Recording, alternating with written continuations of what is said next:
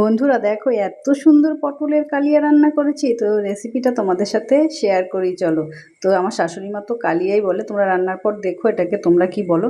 তো যাই হোক, পটলগুলো দেখো ভালো করে খোসা ছাড়িয়ে নিয়ে মাঝখানে একটু ঝিরিঝিরি করে কেটে দিয়েছি, যেন ভেতরে নুন হলুদটা ঢোকে। তারপর কিন্তু আমি নুন হলুদ আর চিনি দিয়ে মেখে রেখেছিলাম অনেকক্ষণ। জলটা বেরিয়ে যাবার পর তারপর আমি পটলগুলো তেলে ভালো করে ভেজে নেব। তো পটলগুলো ভাজা হয়ে গেছে, পটলটা আমি নামিয়ে নিচ্ছি। আর এতে কি কি মশলা দেব সেটাও বলে দিচ্ছি। প্রথমে আমি কড়াইয়ে দেখো তেল দিয়েছি, তেলটা একটু বেশি করেই দিতে হবে। আর তেলের মধ্যে আমি একটা বড় সাইজের পেঁয়াজ কুচি করে ফোড়নে দিয়ে দিলাম। তো দেখো পেঁয়াজটা কিন্তু একটু লালচে লালচে করে ভাজবো। তো আমার পেঁয়াজটা কিন্তু একটু পুড়ে পুড়ে গেছে ভিডিও বানাতে গিয়ে, যাকে পেঁয়াজটা ভালো করে ভাজতে হবে। আর এখানে যে মশলাটা ইউজ করেছি সেখানে আছে কাঁচা লঙ্কা, জিরা আর পেঁয়াজ, আর একটু দিয়ে দিয়েছি লাল লঙ্কা কালারের জন্য। তো আমি তো লঙ্কার গুঁড়ো খাই না, তবু কালার একটু সুন্দর আসবে জন্য দিলাম। তো যাই হোক, ভালো করে কষিয়ে নেব।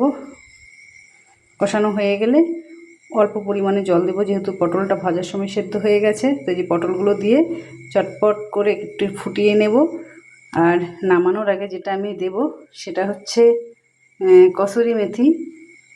সেটা না দিলে যেন আমার রান্নাটা অসম্পূর্ণ থাকে, কারণ আমার বর খেতে ভীষণ ভালোবাসে। আর এটা শুধু কিন্তু পেঁয়াজ দিয়েই হলো, মানে মশলাটা বেটেও দিয়েছি পেঁয়াজে আর ফোড়নেও দিয়েছি। তো দুর্দান্ত হয়েছিল খেতে, গরম ভাত দিয়ে কিন্তু খুবই ভালো লাগে।